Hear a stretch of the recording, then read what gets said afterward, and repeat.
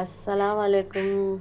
Hi అండి, welcome to rainbow home kitchen and garden. ఈరోజు వేరుశనగపప్పు పచ్చడి, జీడిపప్పు ఉప్మా చేసుకుందామండి.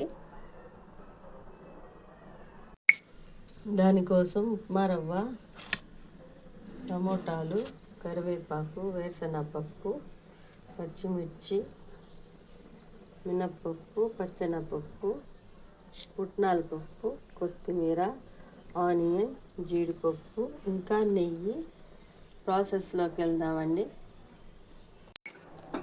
ఇప్పుడు ప్యాన్ వెలిగించుకొని బాండిల్ పెట్టుకొని ముందు పల్లీల చట్నీ చేసుకుందామండి. పల్లీలు వేయించుకుందాం.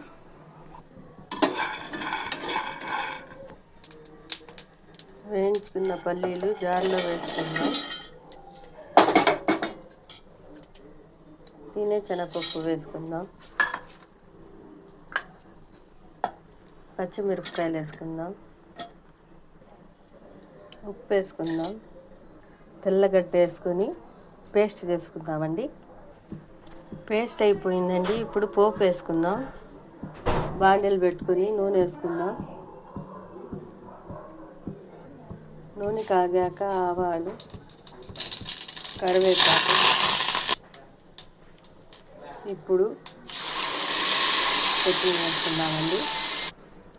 ఇదిగోండి, చట్నీ రెడీ అయిపోయింది. ఇప్పుడు జీడిపప్పు ఉప్మా చేసుకుందామండి. స్టవ్ వెలిగించుకుని ప్యాన్ పెట్టుకుందాం.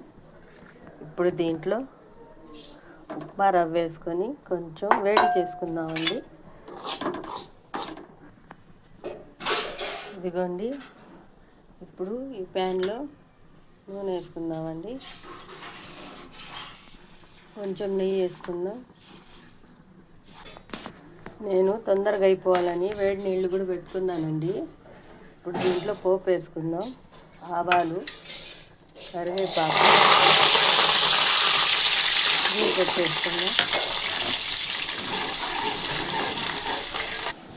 ఇవి వేగాయండి. ఒక ప్లేట్లోకి తీసుకుంటాను. ఇప్పుడు దీంట్లో ఎర్రగడ్డలు వేసుకుందాం. మినప్పప్పు, పచ్చెనగపప్పు వేసుకుందామండి.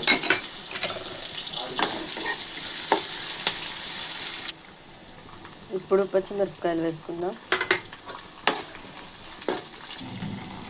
ఇప్పుడు టమాటాలు వేసుకుందామండి. ఇప్పుడు వేడి నీళ్ళు వేసుకుందామండి. చూడండి, మరుగుతుంది కదా, అందుకనే వేడి నీళ్ళు వేసుకుంటే తొందరగా అయిపోతుంది. ఇప్పుడు వేయించుకున్న ఉప్మా రవ్వ వేసుకుందామండి. ఇప్పుడు ఉప్మాకు సరిపడా సాల్ట్ వేసుకుందాం.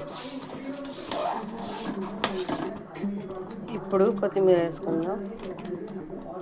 ఇప్పుడు జీడిపప్పు వేసుకుందామండి.